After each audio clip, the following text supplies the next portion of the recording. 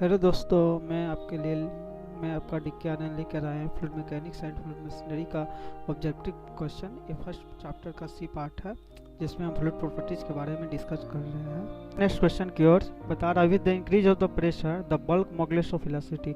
Bulk modulus of elasticity मतलब के का मान पूछ रहा है प्रेशर इंक्रीज पर। तो हम लोग जानते हैं कि K equal to D P by D rho by rho होता है, यानी कि डायरेक्टली प्रोपोर्शनल टू प्रेशर होता है। तो इंक्रीज करेंगे प्रेशर तो बल्क मॉडुलस ऑब्वियसली इंक्रीज करेगा, तो बी आंसर हो जाएगा। देखते हैं next question. When the pressure of an given mass of a liquid is increase from 3 mega to 3.5 mega Pascal, the density of the liquid increases for 500 to 501 kilogram per meter cube. What is the average value of bulk modulus over the given pressure? यानी कि K का मान पूछ रहा है, तो K क्या होता है? K होता है dP by D rho by rho होता है। तो dP कितना हो गया? 3 to 3.5 इंक्रीज किया तो 0.5 हो गया dP। और डी रो बाई रो, तो डी रो कितना हो गया? डी रो कितना हो गया? 501 में 500 चल रहा है तो एक आ जाएगा, तो 1 डिवाइडेड बाई रो, तो रो कितना हो जाएगा? इनिशियल 500, तो 500 यहाँ हो गया, तो 500 ये 500 ऊपर जाएगा, तो 500 इंटू 0.5 यानी कि 0.5 means half. 500 divided by 500 divided by half equal to 250 हो जाएगा, कि डी हमारा राइट आंसर हो जाएगा। चलते हैं नेक्स्ट क्वेश्चन की ओर। Surface tension is due to, surface tension किसके द्वारा होता है? जो सरफेस टेंशन जो होता है कोहेशन के द्वारा होता है, क्योंकि राइज जो या फिर राइज कहिए चाहे कैपिलरिटी इफेक्ट होता है। कैपिलरिटी इफेक्ट तो दोनों प्रकार के होते हैं, कोहेशन एडजस्टन दोनों के कारण होता है, राइज और फॉल। लेकिन यहाँ पर सरफेस टेंशन के बारे में बता कि कोई सरफेस टेंशन फ्लूइड पर लग रहा है तो वो कोहेशन के कारण, इस आपस में जो मॉलिक्यूल है, जो अंदर के मॉलिक्यूल है उसके फोर्स के कारण होते हैं। The dimension of the surface tension, तो सरफेस टेंशन जो होता है फोर्स बाई लेंथ होता है, यानी कि इसका डायमेंशन क्या होगा? न्यूटन पर मीटर होगा। यदि लेंथ को ऊपर से गुना कर दिया, लेंथ को फिर से गुना करिए तो जूल है, जूल पर मीटर स्क्वायर भी हो जाएगा। इसका दो डायमेंशन होते हैं, joule per metre square and newton per metre भी होते हैं। नेक्स्ट क्वेश्चन देखते हैं, which of the following is the force act on a fluid. देखिए फ्लूइड यदि रेस्ट में है तो उस पर कौन सा फोर्स रहेगा? एक तो mg वाला फोर्स लगेगा, एक तो हाइड्रोस्टेटिक्स वाला लगेगा, प्रेशर वाला लगेगा, एक सरफेस टेंशन लगेगा। विस्कस नहीं लगेगा। विस्कस क्या होता है? जब फ्लूइड मूव करता है dy जब तक स्ट्रेन नहीं आएगा तब तक ये सब नहीं सम होगा, यानी कि 3 प्रकार के फोर्स लगेंगे, तो 1 2 3 यानी कि बी आंसर सही हो जाएगा। देखते हैं, the normal stress is the same in all direction at A point in A fluid only when, ये पास्कल्स लॉ का स्टेटमेंट है। जब फ्लूइड रेस्ट में होता है, फ्लूइड एज ए विस्कोस मतलब रेस्ट में होता है, सिर्फ यही रहता है इज रेस्ट, देन इधर क्या होता है? Normal stress in the same direction, all the direction same होता है एट एनी पॉइंट पर फ्लूइड का। इनका पास्कल्स लॉ का एक 2 प्रकार के लॉ यहाँ पर पढ़ेंगे, पास्कल्स लॉ, एक hydrostatic law. Pascal law state करता है कि pressure change at any point in A confined incompressible fluid is transmitted through the fluid such that the same change occur everywhere, मतलब कि कहता है पास्कल्स लॉ। और मतलब हाइड्रोस्टैटिक्स लॉ स्टेट करता है rate of increase of pressure in vertical direction, vertical downward direction is becomes equal to the weight of density of the liquid, यानी कि dp by dy is equal to minus rho g. Plus minus rho g का मतलब ये है कि downward जाएंगे तो रो जी increase करेगा, ऊपर जाएंगे तो प्रेशर डिक्रीज करेगा।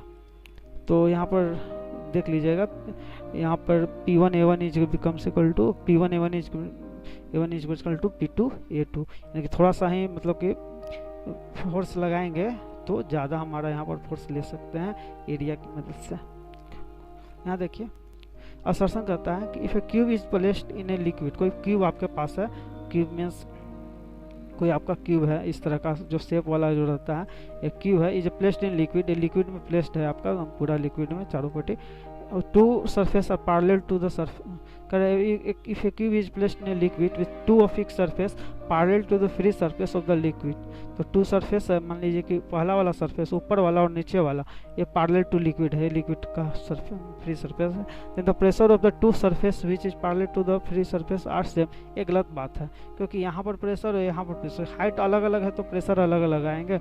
अभी पढ़े थे कि hydrostatics law dp by dy equal to rho g होता है, तो ये मतलब गलत स्टेटमेंट है। Pascal's law state that the when the fluid is rest the pressure is at any point, pressure at any point any plane is equal to same in all direction, ये बात सही है, यानी कि रीजन सही है। Next question देखते हैं। If the surface tension of a water air interference is 0.073 metre per, surface tension यानी कि सिग्मा का वैल्यू दिया हुआ है।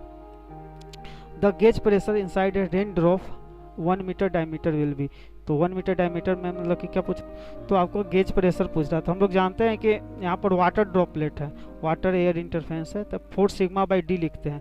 तो प्रेशर जो रहता है डेल्टा पी, जो गेज प्रेशर जो डिफरेंस होता है एटमॉस्फेरिक का अंदर वाला 4 सिग्मा बाई डी होता है।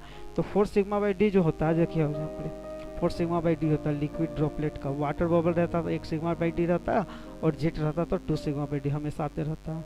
तो देखिए यहाँ पर वाटर वाला है तो 4 सिग्मा बाई डी, तो 4 डी कितना है यहाँ पर है 1 मिलीमीटर है, तो 4 इंटू 0.7, 4 सच्चों का 28, यानी कि 28 वाला, यानी कि 292 वाला आएगा आंसर, यानी कि डी हमारा सही से आंसर आ जाएगा। चलते हैं नेक्स्ट क्वेश्चन की ओर। यहाँ देखो what is the pressure difference between the inside and outside of the water droplet.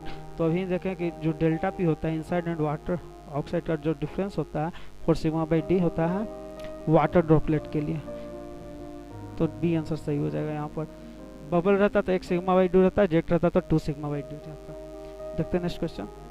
The pressure inside a soap bubble is 50 millimetre diameter is 25 metre per metre second above the atmospheric pressure, the surface tension the soap bubble, तो 1 sigma by soap bubble है तो 1 sigma by D वाला formula होगा। तो यहाँ से surface tension है कि सिग्मा वाला कह रहा है, सिग्मा क्या होगा, तो सिग्मा क्या होगा, यह होगा delta P, 1 sigma by D होता था, ये 8 सिग्मा बाई डी होता था, डेल्टा पी के बराबर होता था। तो सिग्मा वैल्यू क्या हो जाएगा, delta P into D divided by 8, delta P into 8, देखिए डेल्टा पी क्या 25 है और डी कितना है 50 है, तो 25 इंटू 50 डिवाइडेड बाई 8 करना है। 25 देखिए यहाँ पर 25 इंटू 50, ठीक है, डिवाइडेड बाई 50 हो गया, डिवाइडेड बाई आपको 8 करना है, यही मतलब कि आंसर हो जाएगा जितना आ जाए तो आपका। तो देखिए यहाँ पर क्या होता है, देखिए अक्तरी की 24, देखिए 3 से कीजिएगा यहाँ तो 3 आ जाएगा, अक्तरी की 3 से ज़्यादा ही कुछ आ रहा, तो पस्ती है 150, यानी कि 150 से ज़्यादा ही कुछ आने वाला। और फिर यूनिट भी लेना पड़ेगा, मिलीमीटर यहाँ पर है, फिर मिलीमीटर स्क्वायर यहाँ पर ऐसा यूनिट है, ये सब कीजिएगा तो 150 के आसपास आंसर आने वाला है। देखिए यहाँ पर 110.56 न्यूटन मीटर है, तो हमारा 30 का ए आंसर हो जाएगा। आप लोग यूनिट यदि 110.16 में और भी मतलब कि इसके आसपास रहता 156 रहता अपन कि, तो हम दूसरा मतलब कि बनाते यूनिट लेकर बनाते क्वेश्चन को, ऐसे ही बना के निकल जाए। Thanks for watching.